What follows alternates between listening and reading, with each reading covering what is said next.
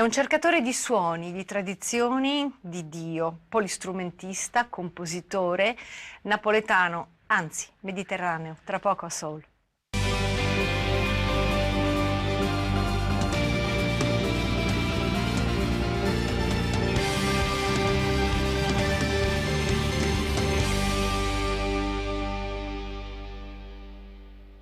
Enzo Avitabile, maestro, grazie di essere qui, grazie di essere qui con la tua presenza di musicista, di cantautore, di polistrumentista, maestro di conservatorio, docente universitario, che dobbiamo dire ancora? Niente, grazie a voi di questo invito. Tu hai messo insieme il pop, il rock, la musica afroamericana, la musica tradizionale, la musica sacra. È un lungo viaggio quello della musica, il tuo. È un viaggio che non si è affatto concluso. E un viaggio che parte da Marianella. Parte da Marianella, che è un quartiere di è Napoli. un quartiere della Napoli. Correva l'anno del Signore 1955. Certo. E tu eri un bambino che amava la musica? Sì, amavo la musica, questo è un territorio già di per sé consacrato alla musica, perché c'è nato Alfonso Maria de' Liguori, Sant'Alfonso, che è un po' l'inventore del sacro popolare. Ma dal jukebox provenivano queste note, io ne sono rimasto affascinato, quindi mi piacevano molto quei suoni che uscivano, una musica amica, che era quella di James Brown, Tina Turner, Africa Bambata, Ricci Evans. Con cui hai suonato poi, realmente. È uno strumento che in quella musica faceva da protagonista, che è il sassofono.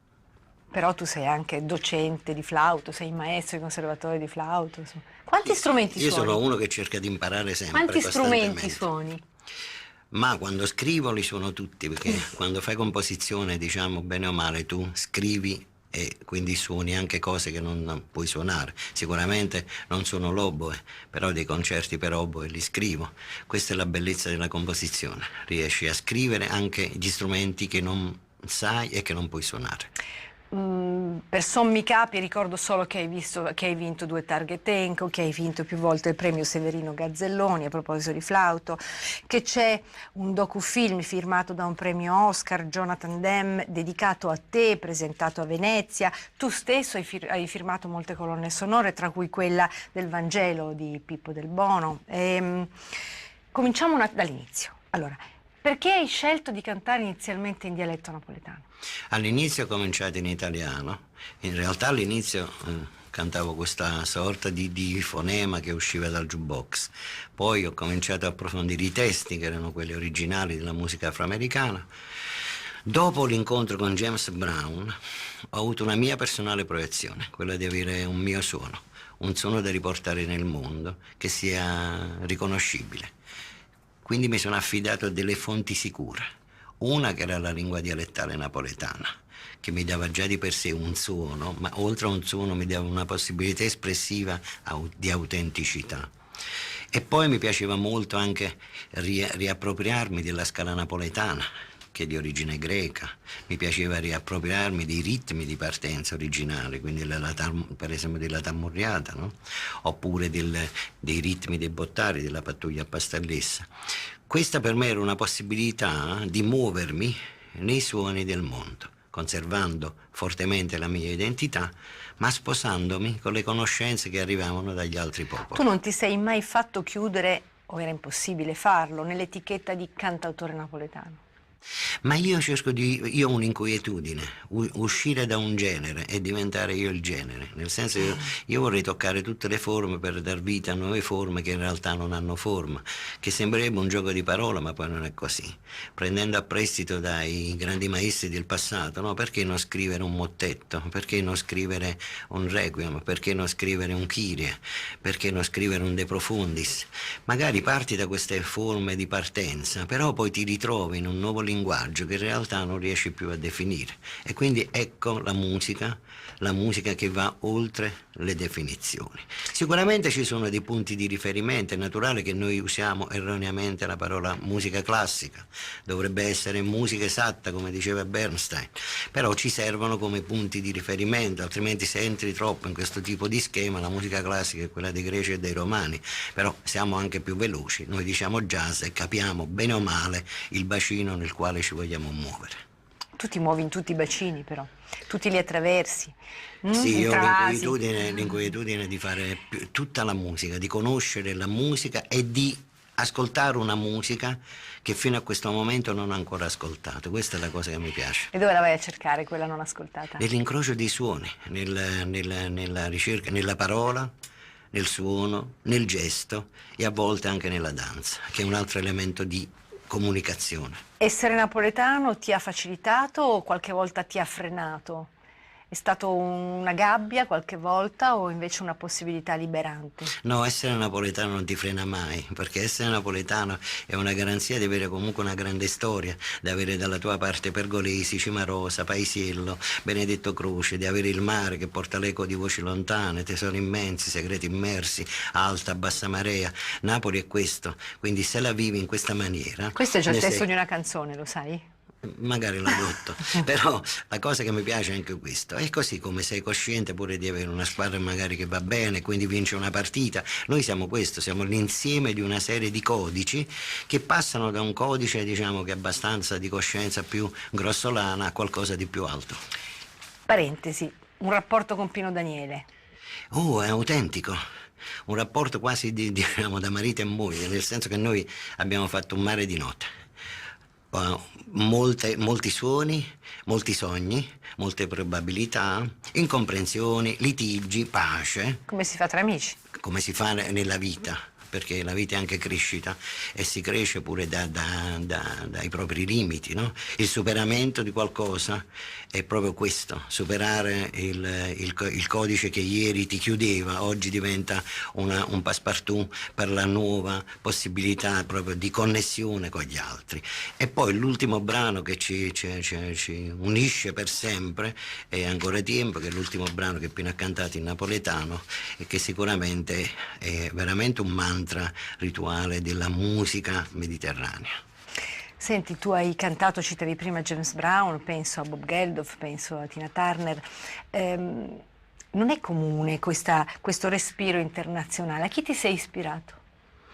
Ai miei sogni, perché io ho sognato prepotentemente di incrociarmi con questi grandi artisti. Ma tanti sognano, ma Oh, non ci guarda, riescono. poi però non lo so, ho avuto sicuramente la mia vita è caratterizzata dagli incontri e poi ho avuto chiaramente persone che hanno anche lavorato con me in questo progetto, come il mio manager Andrea Ragosa, che mi ha aiutato in questa possibilità, per esempio, di incontrarmi e incrociarmi con tutte le razze e quindi cantare questa canzone che in realtà poi vuole dimostrare che esiste un'unica razza che è quella umana. Così come in passato Mimmo D'Alessandro, per esempio, mi ha aiutato in alcuni incontri come James Brown, con Richie Evans, con Tina Turner.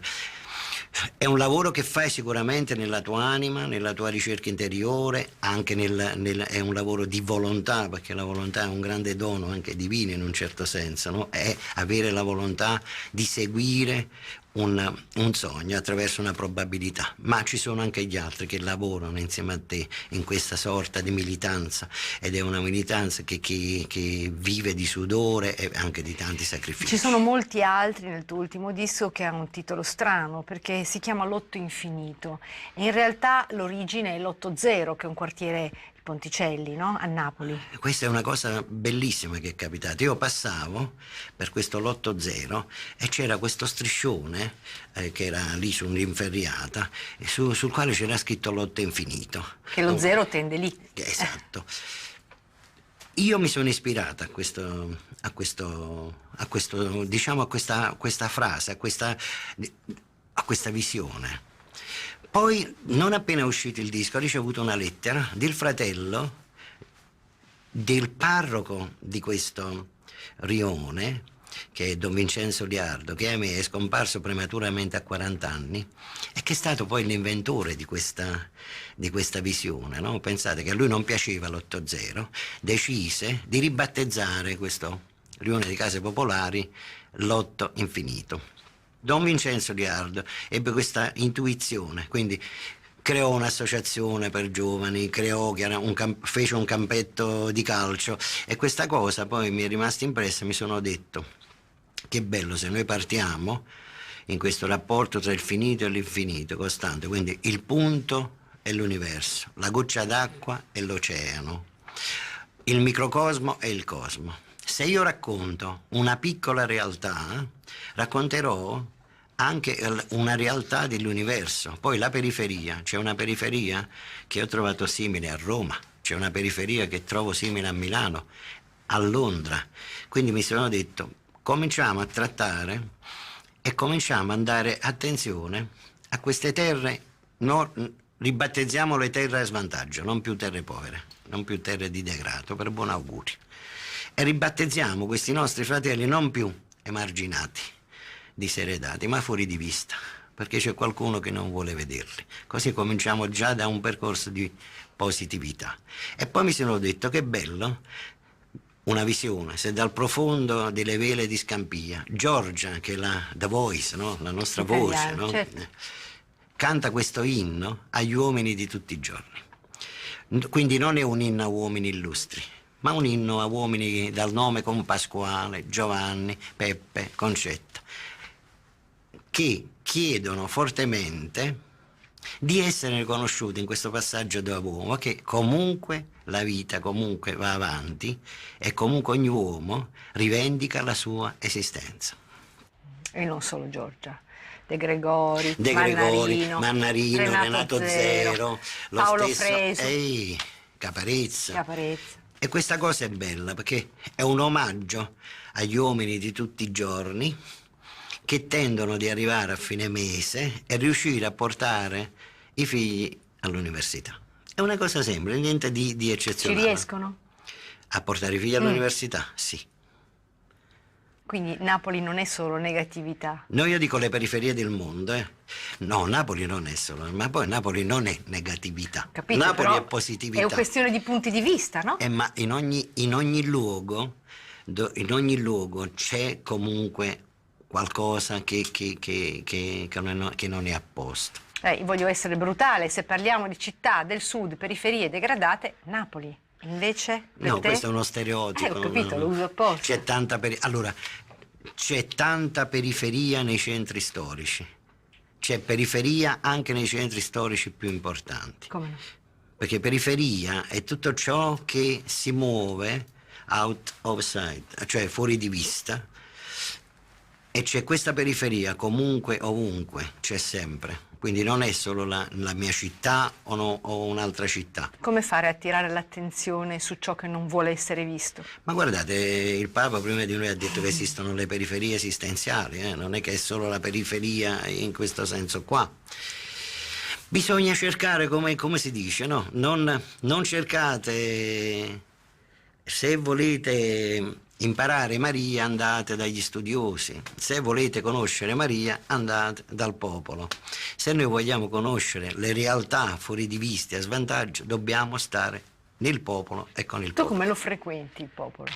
Normalmente tutti i giorni. Tutti i giorni. Io abito a Colne Minei, che è una sorta di quartiere, diciamo, di frontiera, perché sta a cavallo tra la Napoli Nord e il Vomero. Quindi io posso scegliere ogni giorno che cosa fare, se stare nella parte, diciamo, più tranquilla, più agiata e nella parte un po' a svantaggio.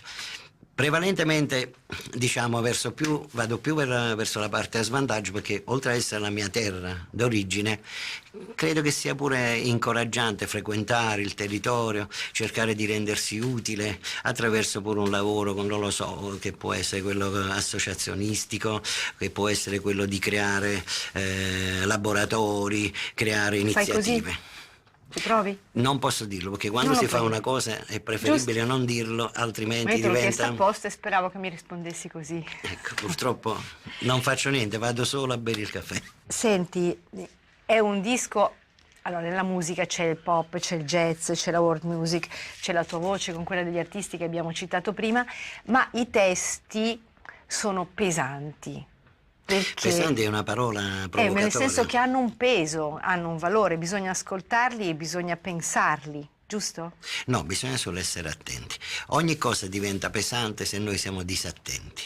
No, ma il peso in senso positivo, dicevo, Basta Una cosa essere di- solo attenti e uno non perde assolutamente il significato di un messaggio. I Perché testi in napoletano sono tuoi. Sì, i testi napoletani sono miei, ma questi in generale, anche se noi ascoltiamo musica africana, c'è sempre un centro del testo che bene o male si muove in un messaggio, perché noi diciamo la parola, il suono è messaggio, la parola è messaggio. Dal profondo sto gridando a te, ascolta la mia voce, di per sé è già un messaggio. È evidente che se uno vuole approfondire la preparazione a questo tipo di messaggio, diciamo finale, deve prestare un po' di attenzione.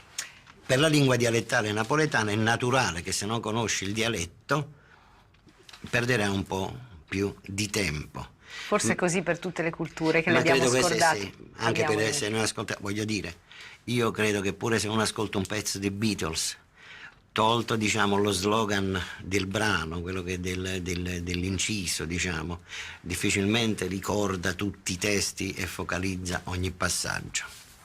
Senti, dicevo prima che tu hai fatto molti viaggi nel mondo della musica, nel mondo dei suoni, ma che anche sei un cercatore infinito, nel senso che tu cerchi risposte e cerchi continuamente la risposta. Ho detto che cerchi Dio. E al di là di qualche parola che hai buttato lì in questo nostro pezzo di chiacchierata, qualche citazione, porti un rosario a una mano, una medaglietta della Madonna a un altro. Esibizionismo? Cosa? No, sono un cristiano in cammino, nel senso che sono cose che utilizzo. Il rosario lo utilizzo perché... Tu sei sempre stato cristiano, hai No, no, attraversato io molta... sono stato cattolico, poi Tina Turner mi avvicinò al buddismo di Nichiren Daishonin, poi un'altra esperienza della mia vita è stata con Corrado Rustici, un maestro, un guru che era Sri Chinmoy, poi sono ritornato Cosa cercavi, cattolico, Enzo?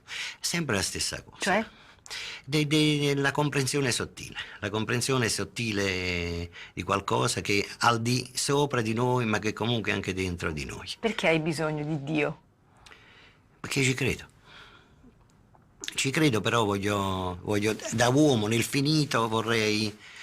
Capire? No, capire è impossibile. Vorrei essere in una sintonia anche di comprensione nel grossolano quotidiano. Come tutti vorresti vederlo qui e ora? Certo, Toccarlo. naturalmente. Come no? Mm? Però mi rendo conto che esiste un Dio personale e un Dio impersonale. Noi da uomini viviamo un Dio personale, no? Nella nostra immaginazione, in quelli che sono i nostri codici di comprensione. Però c'è una comprensione sottile che te lo fa vivere in maniera impersonale e quindi qualcuno chiama energia universale, un altro può chiamare in un altro modo. Quindi Io tu sono cattolico cristiano e lo chiamo Dio. hai una ricerca alta, filosofica, spirituale e nello stesso tempo però ti affidi alla fede popolare, alla tradizione No, popolare. io sono un uomo di tutti i giorni perché io sono figlio e fratello di Sant'Alfonso Maria di Liguori, che è stato la guida del popolo, no? Se pensiamo alle cappelle serotine, no? Gruppi di preghiera guidati prevalentemente da persone del popolo. Io sono un uomo del popolo e vivo la mia fede innanzitutto in maniera devozionale, quindi una parte devozionale abbastanza passionale e anche confidenziale con il Signore. E poi giustamente ho dei momenti, diciamo, di riflessione un po' più alta. Cosa vuol dire vivere la parte devozionale? La parte devozionale è cantare, no? Confidenze con il Signore, quindi muoversi come se fosse un tuo amico, uno di famiglia. E spesso questi canti devozionali potrebbero essere anche definiti un po' canti randaggi. Comunque sono canzoni di amore, di aspirazione. E quindi di per sé già c'è una verità, che uno vorrebbe stare meglio e vorrebbe essere anche un po' più vicino a una verità. E anche devozione al rosario? Sembra una roba un po' da vecchiette, no? Una cosa un po' antica, passata di moda. No, io il rosario... Provami un ragazzo che recita il rosario. Non fa niente questo, ma quelli lo recitano, non è vero poi, perché poi devo dire la verità, pure molti ragazzi che vengono ai miei concerti li vedo con i rosari, quindi cioè, ma non deve essere una moda, deve essere una scelta, un'esigenza. Diciamo una cosa che non ho inventato io, che l'hanno detto tutti, l'ha detto Padre Pio, l'ha detto il Papa, cioè il rosario è un'arma. Adesso l'arma tu la usi sicuramente per proteggerti, la usi anche per festeggiare momenti belli, perché si prega anche per festeggiare un evento positivo. Insomma, credo che il rosario sia un'arma che ti accompagni. C'è stato un momento doloroso che forse ha fatto deviare il tuo percorso e l'hai indirizzato di più verso la ricerca dell'essenziale, giusto? Certo. Il distacco, no? Che è questa sorta di Distacco da chi? è da una persona sicuramente, no? È il distacco forzato, no? La morte, no? È un legame staccato, nel senso che tu devi distaccarti per forza da una persona, però ne resti comunque sempre legato. Ognuno ha una reazione. La mia reazione è stata quella di allontanarmi, no? dal sogno, dal desiderio ma se vuoi anche di purificazione personale, di percorso di ricerca personale. Ma ti dirò che non ci sono riuscito, perché sentivo fortemente comunque di pregare e sentivo fortemente di continuare questo percorso. Non ti sei arrabbiato con Dio che ti ha tolto una persona cara? No, no, questo no, perché quando tu sei addolorato non sei arrabbiato, sei addolorato. Il dolore è una cosa e la rabbia ne è Ma un'altra. perché il dolore è necessario? Perché? Il dolore non è necessario, però con il dolore tu incarni una cosa, perché c'è una differenza tra l'incarnare il dolore e conoscere il dolore. Attraverso gli altri tu conosci il dolore. Se muore una persona che tu conosci, puoi capire il dolore di un'altra persona, che magari è un fratello, non lo so, è un marito, eccetera. Quando tu incarni una cosa, è completamente diversa dal capirlo. Cioè la vivi profondamente. Mo non so spiegarti cosa succede. So però che da quel momento ho cominciato a incarnare pure la musica. Mentre prima la musica la capivo e la facevo, dopo l'ho incarnata. Dirti qual è la differenza non riesco a dirtelo, però so solo dirti che sostanzialmente diventa una cosa completamente diversa, anche se sembra la stessa cosa. Io non credo che sembri la stessa cosa, credo che si capisca la differenza. Speriamo. Senti, però c'è qualcosa che non mi torna, è insavitabile, perché la domanda di senso e di significato è connaturata, è propria dell'uomo, vero, dell'uomo che non bara con la sua vita, ma che non si accontenta. Però poi ci vuole un incontro, no? Personale, perché non basta la ricerca mia, singola, non è una scalata solitaria, bisogna incontrare qualcuno. A te, tu chi hai incontrato che t'ha talmente affascinato e preso per cui hai deciso di svoltare? No, io innanzitutto ho deciso di svoltare, ma non ho svoltato, perché il nostro rapporto è è con le nostre miserie. Perché sai, quando cominci un cammino, la gente poi pretende da te una perfezione. Ma chi è perfetto? Io sono imperfetto, cioè cerco di partire dalle mie miserie e riscrivere tutti i giorni la mia vita e la mia storia. Felice per quelli che non ne hanno bisogno, io ne ho bisogno. Quindi io incontro tutti i giorni i miei limiti, ma anche la mia aspirazione. E le persone che ti hanno cambiato un po' la vita di più chi sono? Ma ci sono delle persone della tua vita che sono fondamentali, che ti cambiano la vita, però devo dirti una cosa. Se sei attento in ogni relazione, anche quelle che ti sembreranno incontri inutili o incontri non positivi, anche nella divergenza, anche nell'incomprensione, c'è sempre una grande verità, che quella cosa ti cambia la vita, ti prepara per il nuovo giorno. Quindi tu sei uno che non ha paura del tempo e del domani, non hai rimpianti, hai sempre la voglia di scoprire il nuovo. Ma io non ho paura, ma ho tutte le paure, non esiste una paura, cioè noi quando siamo in uno status di paura abbiamo tutte le paure, hai paura di morire, hai paura di continuare, hai paura di morire, ma hai paura di vivere. Hai paura di vivere, però hai paura di morire. Poi non hai più paura, perché ti senti in connessione, no? con la vita, e la vita ti fa muovere senza alcuna paura. Noi siamo tutto, secondo me siamo l'insieme di una serie di cose. Siamo l'insieme di colori chiari, colori scuri, il mare agitato, poi il mare calmo, siamo questo. Si aspira ad avere una imperturbabilità, no? Interiore dell'anima, mi dicono che molti maestri spirituali, molti santi ci sono arrivati a questo. Io sono ancora in un percorso tortuoso e di inquietudine, però comunque devo dirti, sono felice perché amo profondamente la mia musica e mi piace tantissimo quello che faccio, anche il rapporto che ho con la gente, cioè io, la mia musica e la gente. Hai un dono enorme, no? Non lo so. Beh sì, hai il dono di saper suonare e di comporre e quindi di proporre arte. L'arte è bellezza, la bellezza scuote, smuove e commuove anche. Io però non posso alimentare il mio ego e quindi Questo dico io. non posso Perché? accettare. Perché è evidente che un dono è una responsabilità, Certo. no? Cioè una responsabilità importante, cioè lo senti questo compito o no? No, non lo vivo così io.